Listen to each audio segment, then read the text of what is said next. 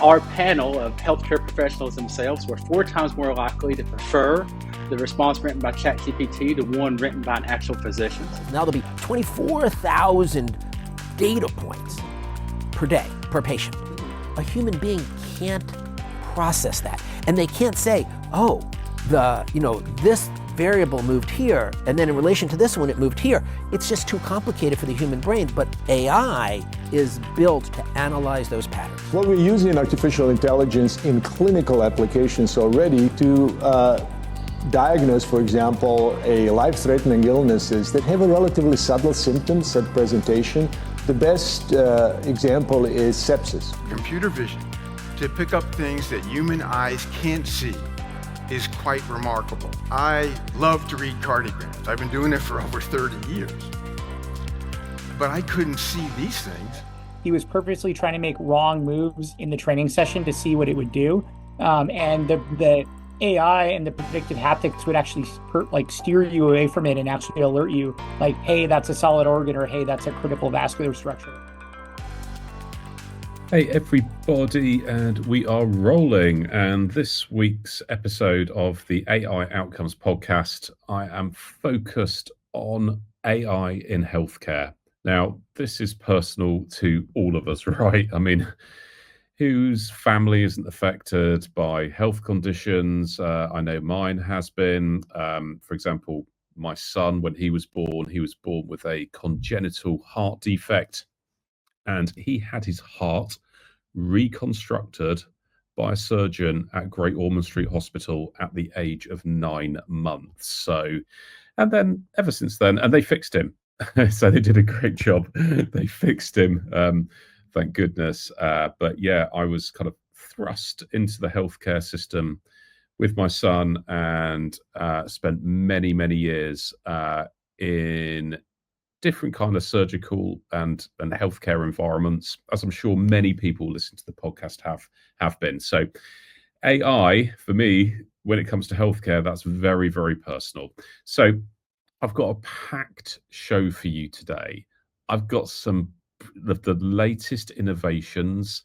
I've got lots of videos of actual physicians, clinicians, surgeons talking about not what their plan is to use AI, but how they're already deploying AI to improve patient outcomes. So I'm going to structure it like this. I'm going to go remote patient monitoring first.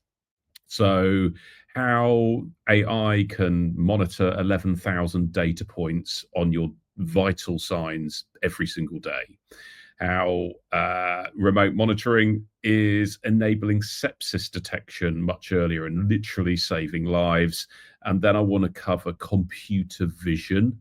And computer vision kind of goes from in the hospital and clinical environment and then into imaging. So I want to cover imaging. It's just phenomenal how AI computer vision can look at an image of your retina and can detect kidney disease, Alzheimer's disease, heart attack and stroke prediction just from looking at a scan of your retina. It's unbelievable. You're going to be socks well and truly blown off, I believe, by that part. And then I'm going to cover interaction with healthcare professionals, how even ChatGPT is patients are finding the large language models more empathetic than clinicians even, and how that's being deployed in the hospital environment. And then I'm rounding out with some amazing feedback for you around how AI is improving surgery and how surgeons are now using robotics.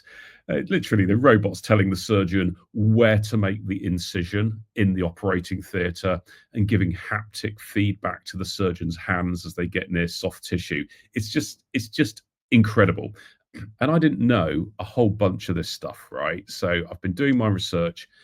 Anybody who's in B2B sales, this is predominantly for you. I think anybody would be interested in this podcast episode, actually. But if you're in B2B sales in healthcare, go check out these outcomes. You need to be talking to your customers about this. So look, let's start Let's start with remote patient monitoring. And I have a clip from David Lubarsky. He's Vice Chancellor of Human Health Sciences and CEO for US Davis Health over in the US. And he's talking about AI collecting data points in real time all day. And so much information, a human can't process it. And there you see, although we keep the human in the loop, the physician and the clinician in the loop, the AI can do stuff that a human simply can't. So let's go to my first video today, and we're working with David, a company that does remote patient monitoring, and right now it has 8 different vital signs that it collects every minute of the day. That's 1,440 minutes. 8 vital signs each minute, okay? That's 11,500 or so data points per patient, right? And it can, in the beginning, applying AI, which looks at patterns of these vital signs, can very, very, very early on detect who might be deteriorating, allowing the doctor and the nurse to keep a closer eye on that patient, to intervene earlier, to be prepared for a deterioration. It's not telling the doctor what to do. And then they're going to eventually expand it to 16 variables. Now there'll be 24,000 data points per day, per patient. A human being can't process that. And they can't say, oh, this variable moved here, and then in relation to this one, it moved here. It's just too complicated for the human brain, but AI is built to analyze those patterns. So number one is pattern identification, extremely well developed in AI. The decision-making that stems from that pattern identification, that we are not yet ready, right, to seed at all, because there's bad data, there's incorrect information. AI doesn't generate any new thought. It just looks at all the stuff that's been done before, including vital signs that have been taken before, to identify things. So we have to understand what AI is really doing for us. And I'll say another thing. 2/3 of patients would like the doctor and their medical record to know all the information collected on this prop, my iWatch, okay, or your Fitbit or whatever. Yeah. There's too many data points. Yeah.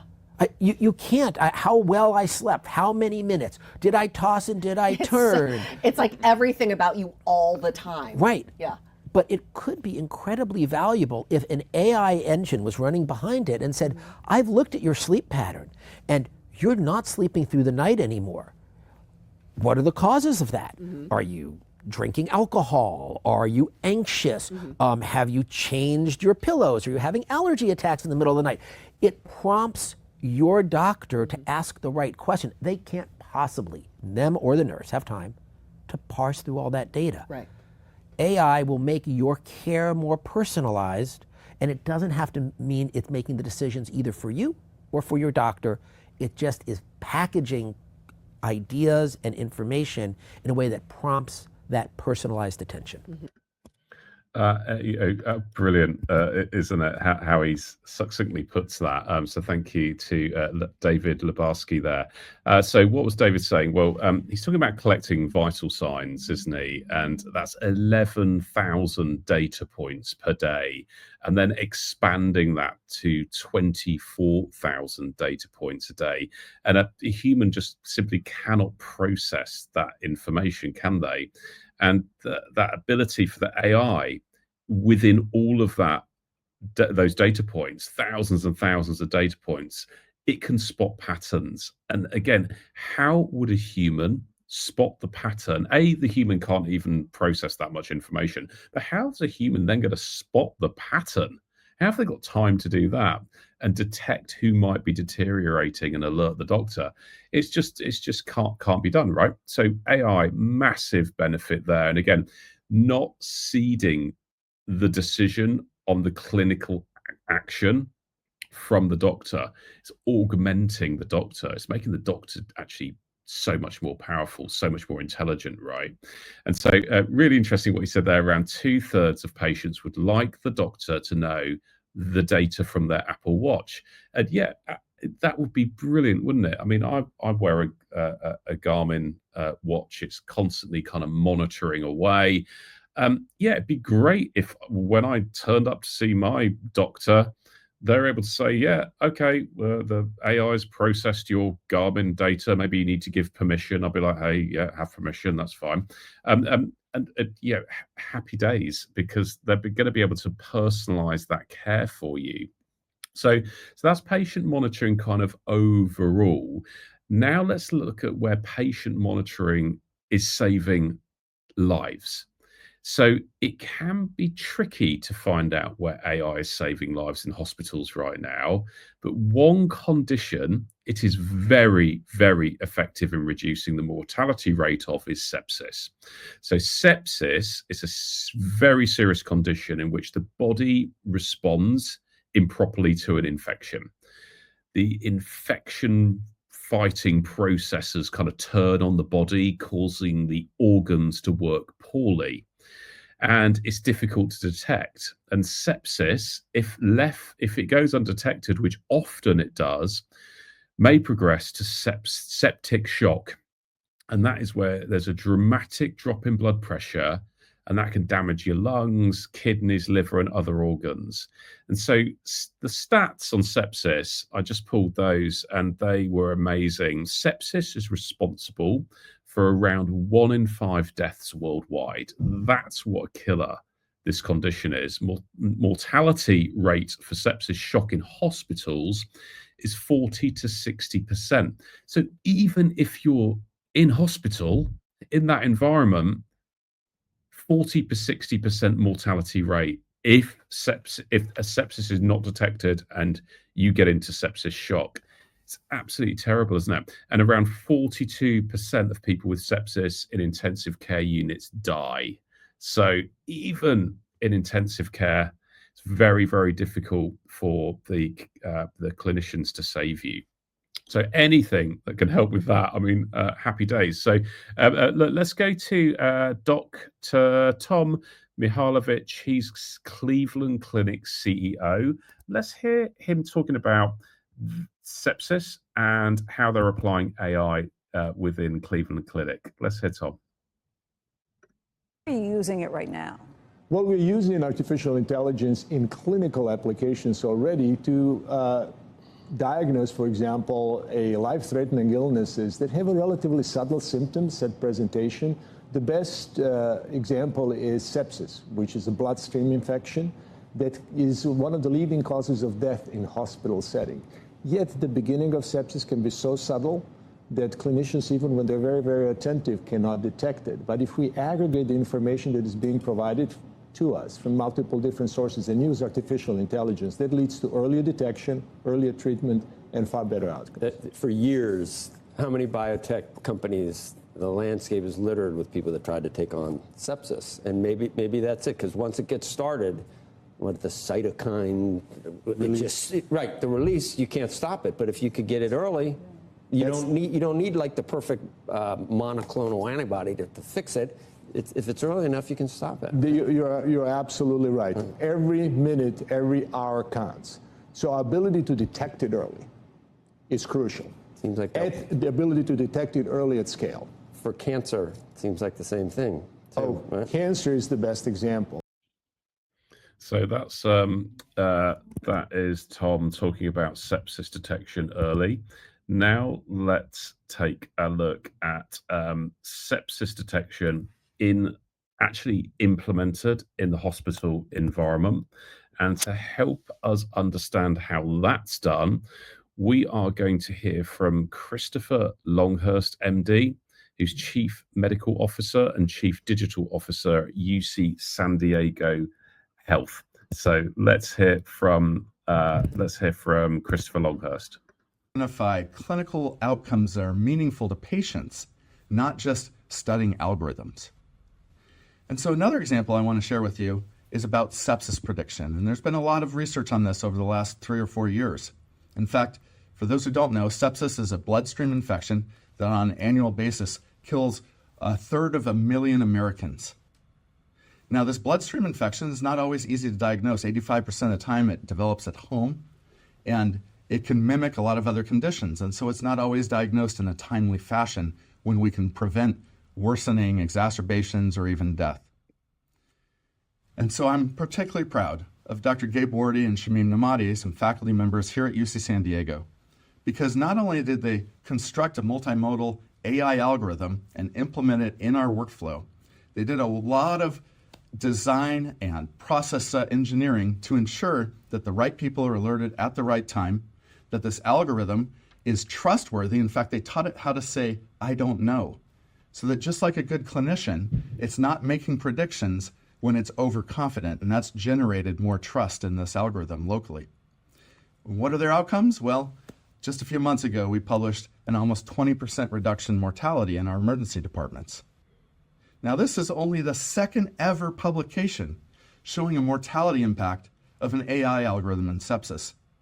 And again, there's been thousands of publications on AI algorithms in sepsis, but this one showed a mortality impact. And so that's why the editor of the Nature Journal actually just published this editorial where they comment on the fact that UC San Diego Health was looking at outcomes that matter, meaningful outcomes that matter to our patients and their families.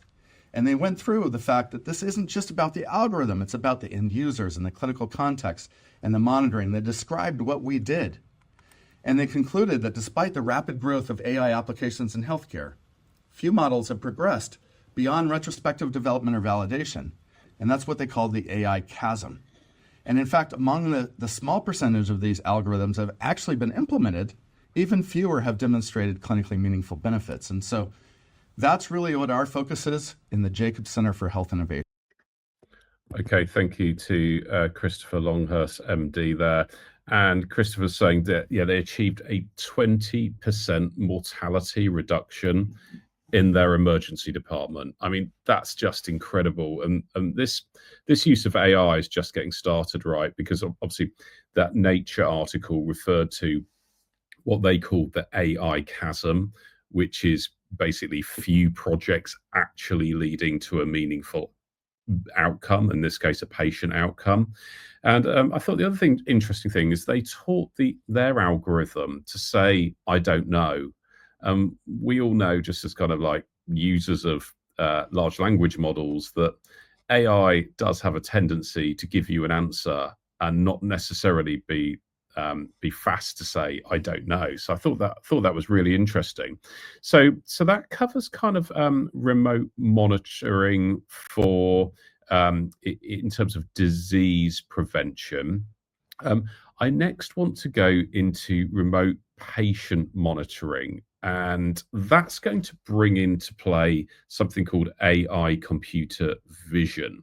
So when we talk about remote patient monitoring, it could be sensors, but also it could be actual computer vision. So that might be cameras in a hospital environment, for example, or it might be cameras looking at scans and detecting diseases, right?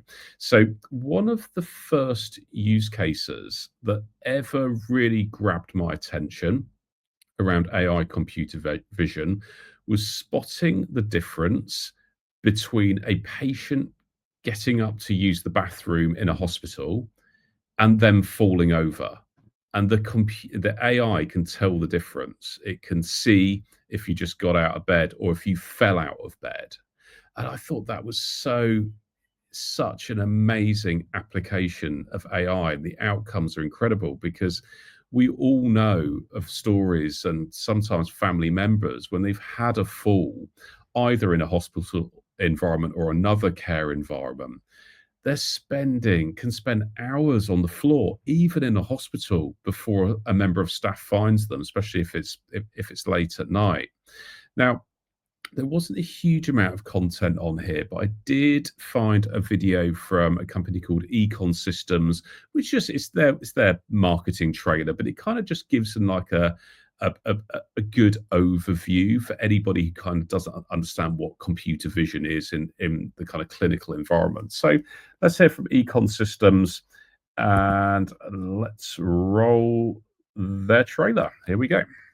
Come together, remote patient monitoring, or RPM, has seen a wide adoption given the possible benefits.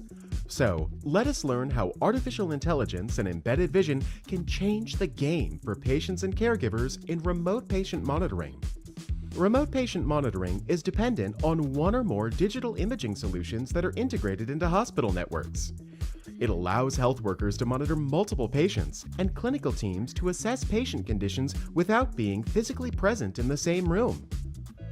By leveraging artificial intelligence, remote patient monitoring is moving from mere video monitoring to doing behavioral analyses like fall detection, tracking patient movements, and many such. The patient's behavior is then classified and analyzed using AI frameworks like PeopleNet to prevent falls from happening. For example, imagine a patient on a highly sedative medication trying to wake up from a hospital bed. An AI model trained to identify patients who are moving from a minimally conscious state can send an alert to a caretaker or nurse for immediate attention. This is made possible by continuously capturing the video of the patient using the camera in the RPM device, thereby feeding the required image and video data to the AI model. This is already happening. So there we go. Thank you to Econ Systems, and of course all the links that you're seeing. You can go grab them from the show notes. You can watch the whole video yourself on any of these clips that I'm showing. So that's kind of computer vision in the clinical environment. But of course, the other part of computer vision is imaging. Now, imaging. I'm going to do an entire episode on computer vision, scanning, imaging to both prevent, detect, and help beat cancer. So I thought that deserved a video in its own right. So I'm just working on that in the background. There was so much on that, and I just felt, hey, I could do a whole video, a whole episode on that, and that's what I'm going to do, because that's personal to all of us, right? But imaging is just incredible what the AI can do, and it's not. The reason I've selected this clip to show you is because I think often we kind of fall into this. Not necessarily a trap, but this kind of way of thinking, well, okay, are we pushing out the human? What happens if the AI can't detect, misses something? But the reality is the human does need to stay involved all of the time. But it's not that the human's just slow or whatever. The human simply cannot see some things that AI can. So when the human's looking at an image, the AI can see stuff that the human eye cannot even detect, no matter how good the clinician is. So of course, it's still augmenting the clinician. It's not replacing them. But check this out. This is just incredible. What the AI can detect from a scan of your retina, from looking at a printout of your cardiogram. It's just incredible. And to hear all about this, we're going to hear from physician scientist Eric Topol on his TED Talk. And again, go check out the whole TED Talk. It's worthy of a watch. So go check the link below. But let's hear from Eric now. Interesting, but now still with deep learning models, not transformer models, we've seen and learned that the ability for computer vision to pick up things that human eyes can't see is quite remarkable. Here's the retina, picking up the control of diabetes and blood pressure, kidney disease, liver and gallbladder disease, the heart calcium score, which you would normally get through a scan of the heart, Alzheimer's disease before any clinical symptoms have been manifest, predicting heart attacks and strokes, hyperlipidemia, and 7 years before any symptoms of Parkinson's disease to pick that up. Now, this is interesting because in the future, we'll be taking pictures of our retina as checkups. This is the gateway to almost every system in the body. It's really striking. And just we'll come back to this because each one of these studies was done with tens or 100,000s of images with supervised learning, and they're all separate studies by different investigators. Now, as a cardiologist, I love to read cardiograms. I've been doing it for over 30 years. But I couldn't see these things, like the age and the sex of the patient, or the ejection fraction of the heart, making difficult diagnoses that are frequently missed, the anemia of the patient, that is the hemoglobin to the decimal point, predicting whether a person who's never had atrial fibrillation or stroke from the ECG, whether that's going to likely occur. Diabetes, the diagnosis of diabetes and pre-diabetes from the cardiogram, the filling pressure of the heart, hyperthyroidism, and kidney disease. Imagine getting an electrocardiogram to tell you about all these other things, not really so much about the heart. Then there's the chest X-ray. Who would have guessed that we could accurately determine the race of the patient, no less the ethical implications of that from a chest X-ray through machine eyes? And interestingly, picking up the diagnosis of diabetes as well as how well the diabetes is controlled through the chest X-ray. And of course, so many different parameters about the heart, which we could never, radiologists or cardiologists could never be able to come up with, but machine vision can do it. So thank you to Eric Topol. Just incredible, isn't it? So let's just review the list of conditions AI vision can detect that a human physically cannot detect. Not like if they're good or bad at their job. Literally the human eye cannot do it.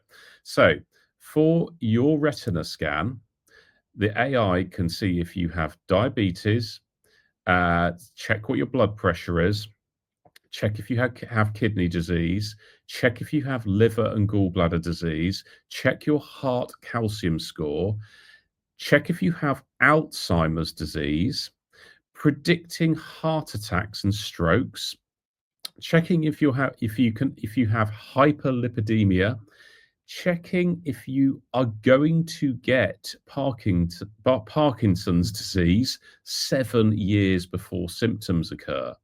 So that's the AI scanning your retina. So if that wasn't enough, then go have an echocardiogram. My son has had so many echocardiograms. It's just off the charts. For years he's been having them. So very, very familiar with this as a process. And so cardiogram. So if you have a cardiogram and the AI is available, the AI can detect complex cardio diagnoses plus anemia. It can detect atrial fibrillation, again, a term I'm very familiar with these days, and it can also detect your risk of having a stroke. It can detect whether you have diabetes or whether you have pre-diabetes. It can detect whether you have hyperthyroidism, and it can also detect whether you have kidney disease from a cardiogram. And so anybody listening to this and not watching on YouTube, you know, a cardiogram, imagine, if you can't picture it, imagine a printout, so a piece of paper coming out a roll on the end of a machine that's just got all these squiggly lines on it, you know, up and down, up and down, up and down, and just rows of those squiggly lines. That's obviously the technical term, medical term for it. That is what the clinician is looking at, the cardiologist. They look at that, and as Eric said, he's been looking at those for 30 years, and the AI can check for all of those different conditions. And Eric Topol, he's been doing it 30 years, top of his game. He doesn't have the physical capability to do that. And then, of course, he was talking about a bunch of things with chest X-rays, wasn't he? You know, again, diabetes comes up, but also how well the diabetes is controlled, and a whole range of other cardiac type data points. that a human simply cannot see on a chest x-ray. So absolutely incredible. I'm sure you will agree. So, right, so moving on. And like I say, the imaging for cancer, again, I'm doing a whole episode on that. So watch this space. So let's move to another area of kind of healthcare, which we're all familiar with. So that's moving into the whole arena of how we interact with a healthcare professional. And for me, I wanted to cover this aspect because you know all those kind of delightful chats you've had with different kind of doctors, physicians, clinicians over the years, right? Some of them really good, a lot of them and a lot of them bad, right? So typically the clinician, at least in the UK, is sat there looking at a very old computer monitor, and they're sort of tapping away on the keyboard as you're speaking and scrolling around what looks like an application that came out of the Ice Age. And so they're sort of doing that as you're speaking. You're desperately trying to relay something that you thought was going to be easy to communicate. You'd played it out a few times in your head, but for some reason, when you're sat there in that chair, it's just you kind of mangle your own description of the symptoms you have. I know I'm always on the downplay. So no, well, it's not that bad. I'm already downplaying it, but as I'm talking, I can hear the words coming out of my mouth even. And if it's a repeat visit to the same clinician that you saw before, they're probably going to ask you all the same questions as last time, because it's not them being bad or whatever.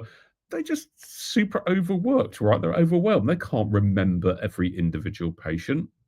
And so there you go. That's the kind of like frame up for visiting a doctor, definitely in the UK, probably the same elsewhere. And so what you want is a deep dive into your medical history, isn't it? That's what would be great. And so let's get into the patient's perspective. Let's get onto that. But also, what about the physicians? Because obviously they're actually as important almost, because they're the ones who are going to be giving care, making diagnoses, making prescriptions, making really important decisions. So they're really important in all of this too. And so it's very complex decisions that they have to make. But let's hear from Robert Wachter from UCF talking about the move from paper records to electronic records. And if you're older, like I am, you can remember that move when it went from paper to electronic. But let's look at the impact that had, because that was the digitization that was meant to improve everything. But it didn't quite turn out like that. Really, a couple of minutes on what went wrong with the transition from paper to digital. I'm writing another book now on the transition from digital to AI in healthcare. And so I've spent a lot of the last 6 months, I've done about 80 interviews, spending a lot of my time trying to think about this transition, basically digital healthcare to AI, healthcare with AI. But let's spend just a minute or two on the transition of healthcare from a paper-based industry to a digital industry. I was enthusiastic about it. I thought it was going to be great. I thought it was particularly going to improve patient safety, and in some important ways it did. It got rid of doctors' handwriting, for example, as a major source of error. What could go wrong? Well, here is a picture. Those of you who can't see it, I'll describe it to you. A 7-year-old girl went to see her physician, her pediatrician, and she's really a fabulous artist. She draws in crayon, and this was later published in Georgia. It was published in JAMA. And here you see on the picture, in the middle of the frame, is this little girl sitting on the exam table. On one side of her is her mother. In the corner of the room is her sister. And then in the far corner of the room, back to the patient, typing away on the computer, is the physician. This was her recollection of what it was like to visit the doctor. I think it's a magnificent picture. I think it captures our predicament incredibly well. There is one thing that this little girl got wrong. Can anybody catch it? It's the smile on the doctor's face. There is no physician I know of who is happy about this state of affairs. None of us went into medicine to be very expensive, pretty bad data entry clerks.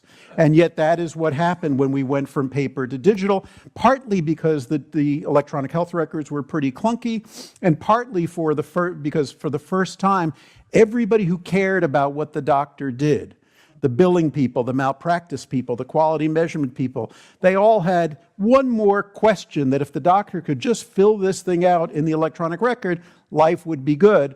The sum total was about 50 more things that we had to type in order to satisfy all these parties that were now looking over our shoulders and could influence our work in a way that they couldn't do when we were on paper. So that was the first thing that went wrong. There were a lot of other things that went wrong, and you've probably heard about. Right. Okay. And again, go check out the whole talk. Absolutely genius stuff. Really funny as well. So yeah. So that was the move. So it's important to understand background, isn't it? So it all went from paper, then it went to electronic record. Then when it went to electronic record, that's when the clinician is now sat there looking at a computer monitor when you're trying to talk to them. And so let's look at how AI is already starting to transform that. And so back in 2023, John Ayers PhD used Reddit to study the impact of using ChatGPT to answer kind of incoming kind of patient questions and queries about their own healthcare versus the doctor. Really interesting study. So let's hear from John Ayers about what he did and what he found. Great. Well, I'm really happy to have a chance to talk with you because you published an article now a few months ago in JAMA Internal Medicine that became quite popular. And it became quite popular because it seemed to imply that ChatGPT was even better and more empathetic than physicians at answering patients' questions. Tell me about that study. Well, when we saw, our study was problem induced, and the problem we were trying to resolve was patient messages. CMOs everywhere are getting complaints. We know about burnout. Part of that is this overburdened workload, and a big driver of that is patient messages. And so we want to see if, ChatGPT in its early form of 3.5 could answer patient questions and do so in a way where we compared its ability to answer questions in terms of quality and empathy to actual doctors. And so the first barrier we had to cross was getting the data. And so instead we turned to where patients were already seeking care, and that was on social media, on Reddit, a forum called Ask Docs, where hundreds of thousands of people submit questions, and a licensed healthcare professional, in this case a physician, will provide a response anonymously and free of charge, and do so rather quickly through crowdsourcing techniques. And we downloaded that data, and we had real patient questions and real physician responses, and then we compared those to responses generated by ChatGPT. Our panel of healthcare professionals themselves were 4 times more likely to prefer the response written by ChatGPT to one written by an actual physician. They were 4 times more likely to judge the responses being very good or good in quality compared to physicians. And they were 10 times more likely to judge a response as empathetic or very empathetic compared to actual physicians. And so it showed that this tool that exists can not only help us with our process, maybe it's something that can help answer the many questions that patients have that may now be going unanswered. And how do we integrate this now into healthcare in a way to evaluate it rigorously to see how it changes patient outcomes and how it improves how we have a physician-patient relationship, and we can enhance that with AI-generated messaging. Wow. So what a great idea to start with, to go to that, what was it called, Ask Doc page on Reddit and start using AI to answer those patient queries. Really interesting. And then so what they did is they had a bunch of reviewers of that study who were independent. And amazingly, one of those reviewers was Christopher Longhurst MD, who we heard talking earlier about sepsis. And so Christopher Longhurst MD, he heard about this. And then he was one of the actual reviewers. And then Christopher and his team implemented the findings in their hospital to drive patient outcomes. So let's hear about what Christopher and his team did in their hospital. One of those areas was incentivized in part by this great publication from Dr. John Ayers in the Qualcomm Institute. And what John did in collaboration with a team of folks was to look at 200 questions posted to doctors on a Reddit social media forum. And of course, he famously found that the chatbot could construct answers that appeared to be more empathetic and higher quality than the doctor's answers. Now, this was not a direct comparison. The doctors did not know that they were being measured on this. What they did was to retrospectively look at these physician answers. And I'll tell you, as one of the 7 reviewers, it was pretty obvious that the chatbot answers were the ones that were always 4 times longer. Right? The doctor would write 4 sentences and the chatbot would write 4 paragraphs because it could do that in a short amount of time. That's what I thought one of the key takeaways here was that this chatbot could be helpful, though not perfect, in a brief span of time. And so we partnered with our electronic health record vendor, along with a couple of other institutions, the first in the country to implement this. You can see what this looks like. Here's Dr. Millen's inbox. And imagine being a busy clinician seeing patients, and while you're seeing those patients in clinic, you're getting a message about a patient with asthma, or a patient has a question about their lab results, or their sore throat, or their coughing. And so with the ChatGPT integrated into workflow, we're able to generate a draft reply. Notice, though, that there's 2 buttons, start with draft or start blank reply. There's no button that says just send now, because one of our principles is to always keep a human in the loop. And so if a physician wants to send this, they have to first go in and edit it.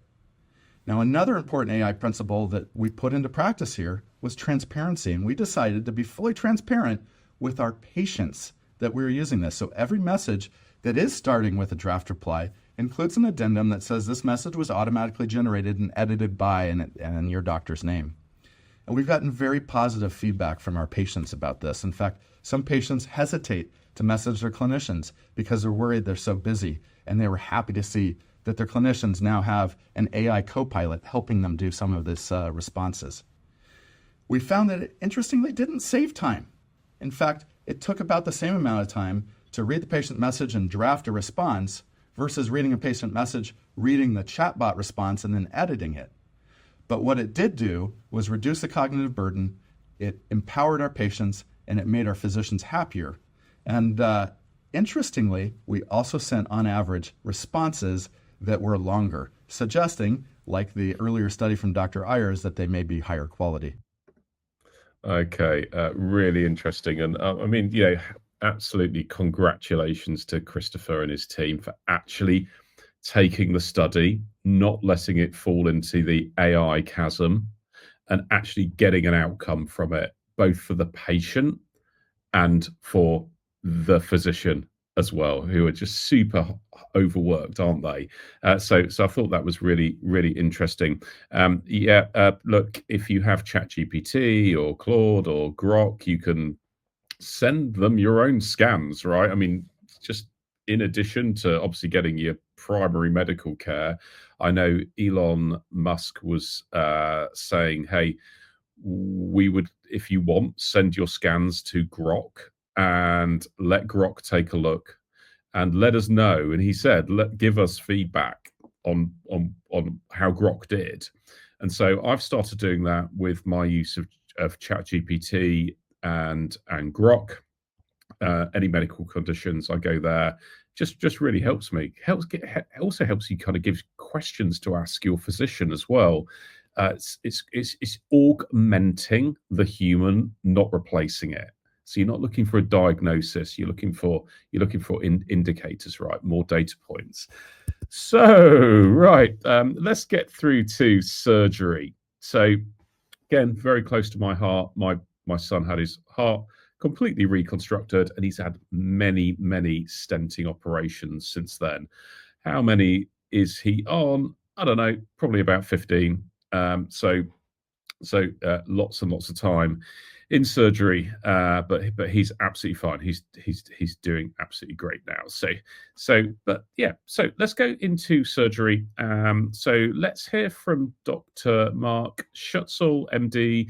Mark is Division Chief of Orthopaedic Surgery with United Medical Doctors, and so an actual surgeon talking about how they're using AI and how it's improving outcomes. So let's hear from Mark. And so lastly, we're looking at AI to improve surgical outcomes. And so the goal of this is to reduce intraoperative complications and really improve our outcomes with minimally invasive techniques. And what we're going for here is surgical precision. And so there's lots of ways that AI has been doing this for us. Machine learning for intraoperative guidance is chief among these. And so we're basically, for orthopedic surgery, using predictive analytics for implant positioning. So where do I put the femoral component in my total knee arthroplasty? Where do I put the glenoid or the socket component on my reverse total shoulder replacement? How do I put it more accurately where there's the best bone stock and to reduce the risk of complications? And so the biggest benefit of this is actually a guide for medical training, as we can use the new technology to teach our trainees, medical students, residents, and fellows how to use their skills, and then surgeons some new tricks to be more effective and to really come along in terms of innovation. So lots of companies are doing this. Everybody knows about Intuitive and their famous Da Vinci robot, and then RSIP Vision and Argonne National Laboratories getting into the orthopedic space. And so does it work? So the first AI-assisted total knee and total hip replacement is scheduled for rollout in 2025. This uses the robot and machine learning to tell us where to make the cuts along the ends of the femur and the tibia for a more accurate total knee replacement that's not going to have loosening or something called gap balancing problems, meaning that the knee can become unstable because of where you made your cuts. And then the Da Vinci new robot actually has predictive haptics. So this will prevent surgical error. My own twin brother is a colorectal surgeon and actually is trialing it and said it is amazing. It actually predicts where your fingers can move to avoid any type of trauma or injury. So really pushing the ball forward. And so really AI is here. We are so excited that there are applications for AI improvement in patient care. We hope to do this by optimizing our practice operations, by reducing the burden of EHR documentation, and then by improving our precision in surgery. And so the goals of this are really to reduce physician burnout and medical errors, and then also to improve the quality of care that we can provide as physicians. Okay, thank you to Mark Schutzle there. So look, the robot, the AI robot, is telling the surgeon where to make the cuts. Incredible, and those predictive haptics. I thought that was really interesting. What Mark was saying about his brother who's operating on colons, just like giving a little buzz to the fingers when you kind of get too close to some, I don't know, some soft tissue or whatever. So it's preventing surgical error.